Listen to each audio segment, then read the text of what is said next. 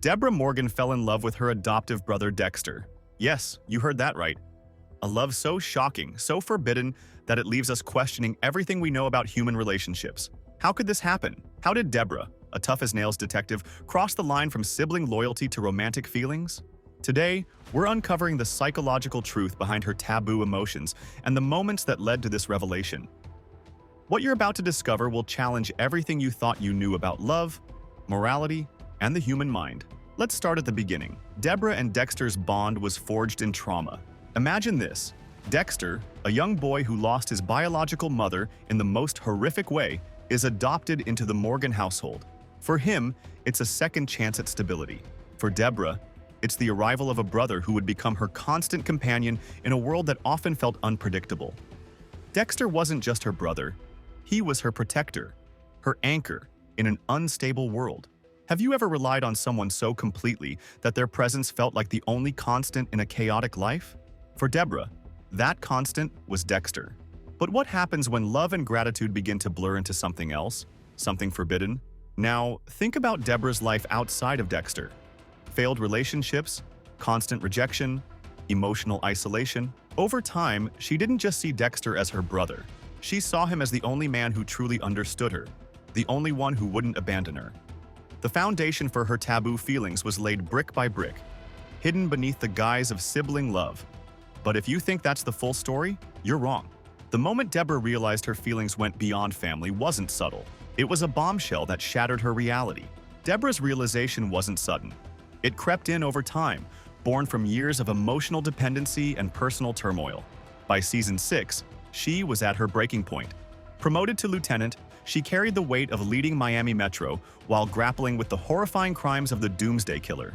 The pressure was relentless, and the cracks in her armor began to show. It was during therapy sessions after narrowly escaping death that Debra started to confront feelings she could no longer suppress. Her therapist encouraged her to talk about Dexter, the one person who always seemed to anchor her. At first, Debra resisted, describing him only as her adoptive brother. But the more she spoke, the more complicated her words became. "He's not just my brother, he's everything. I rely on him in ways I don't think I'm supposed to," she admitted, her voice faltering. The therapist leaned in, sensing there was more. That's when Debra dropped the truth she had been avoiding even in her own mind. "I think I'm in love with him." The room went silent. For Debra, saying it aloud made it real. The weight of her confession was crushing, but also liberating. She could no longer hide from the feelings she had tried so hard to bury. But why Dexter? Why now? Let's take a closer look. Dexter had been her constant since childhood, her protector in a life that often felt out of control. For Debra, who had experienced rejection and abandonment time and time again, Dexter symbolized safety. He was the one person who never let her down. Yet this connection went beyond gratitude. Debra's failed relationships had left her with deep insecurities about love and trust. Each breakup added to her emotional isolation, pushing her to cling even harder to Dexter. Over time, her dependence on him became more than just familial. Dexter wasn't just her brother. He was her ideal of what love should be, unconditional and unshakable. Let's pause here for a moment. Have you ever depended so completely on someone that they became the center of your world? For Debra, this dependence blurred the boundaries of sibling love. Her feelings became tangled in gratitude, admiration, and the desperate need for connection. But there's another layer to this story, one rooted in psychology. Experts call it emotional displacement. When someone is starved for affection or stability, they may redirect those needs toward the person who fills that void, even if it defies social norms. For Debra, Dexter wasn't just her brother, he was her emotional lifeline. Her mind reinterpreted that connection, transforming it into something more romantic. At this point, Debra's feelings were no longer just about Dexter. They were about her own deep-seated fears of loneliness and rejection. Loving Dexter, no matter how taboo, felt like the only way to escape the emptiness she felt inside. But here's where it gets even more complex. Debra's confession wasn't just shocking for its content, it was shocking because of how much it revealed about her inner turmoil. By admitting her love for Dexter, she was also admitting her deepest insecurities. She wasn't just in love with him, she was in love with the idea of being truly understood by someone who wouldn't leave her. But even her confession wasn't the most shocking moment. That came later, in the church, when she witnessed Dexter kill Travis Marshall. This was the moment everything changed. Picture this. Debra walks into the church, the light from the stained glass windows casting eerie shadows on the walls. And there, in the middle of the room, is Dexter. His hands are bloody, his eyes cold, and his victim lifeless at his feet. For a split second, she can't breathe. Her mind races, trying to reconcile the man she loves with the monster standing before her. In that instant, her world shattered. Everything she thought she knew about Dexter, the brother, the protector, the one constant in her life, was ripped apart. But something else happened too. Her feelings, so conflicted and buried, solidified. It wasn't just love, it was love in its rawest, most desperate form, unconditional and unshakable, no matter how dark the truth. She didn't run, she didn't scream, she didn't even try to stop him. Instead, she stayed. She stayed because, despite the horror she had just witnessed, Dexter was still Dexter. He was still the man who had been there for her when no one else was. The man who picked her up when she was broken. The man who, in her eyes, had always been her savior. But here's the question that lingers. Why didn't she run? For most people, discovering a loved one's darkest secret would be enough to sever the bond forever. Yet for Debra, it wasn't. Was it because she couldn't let go? Or was it because deep down a part of her didn't want to? Let's pause and reflect. Haven't we all, at some point, clung to someone despite knowing their flaws, perhaps even their unforgivable ones? Maybe it's because we see them not as they are, but as who we need them to be. For Debra, Dexter wasn't just her brother. He was the one person who never abandoned her, never judged her, never left her feeling alone. But her decision to stay was more than just loyalty. It was a reflection of her internal conflict. Debra's love for Dexter was layered with years of dependency, admiration, and an unspoken hope that she could save him from himself. In staying, she wasn't just protecting him. She was also protecting the part of herself that couldn't imagine a life without him. Now consider this. Was her choice rooted in strength or weakness? To some, staying might seem like an act of blind loyalty. But to Debra, it was a declaration of her love. A love so intense and so taboo that it defied logic. In her mind, walking away wasn't an option because walking away meant losing a part of herself. And then there's the moral dilemma. Debra, a sworn officer of the law, now knew her brother's darkest secret. She had spent her entire career fighting for justice, yet here she was, protecting a killer. This wasn't just a conflict of the heart, it was a conflict of identity. How could she reconcile her duty with her love? As viewers, we're left grappling with the same question. If you were in Debra's shoes, could you have walked away? Could you abandon someone who had been your rock, even after learning their darkest secret? Or would you stay, knowing that staying meant sacrificing your own moral compass? Debra's choice wasn't simple, and it wasn't clean. It was messy, human, and deeply flawed. And maybe that's why it resonates so deeply. It forces us to confront our own boundaries, our own capacity for love, forgiveness, and compromise. Before we continue with this video, I want to ask for your help. I'm trying to reach 1,000 subscribers by the end of this month, so I'd really appreciate if you would subscribe and help me out. Okay, let's continue. To understand Debra's feelings, we need to look deeper into the complexities of the human mind. Psychologists call it emotional displacement, a phenomenon where strong emotions that cannot be expressed toward one person are redirected onto another. For Debra, this meant that her unresolved grief over her mother's death, her feelings of abandonment, and her deep loneliness found a focal point in Dexter. He became the anchor for all the emotions she didn't know how to process or express. Dexter wasn't just her adoptive brother, he was her emotional safe haven. Throughout her life, Debra had been let down by romantic partners, friends, and even her father's high expectations.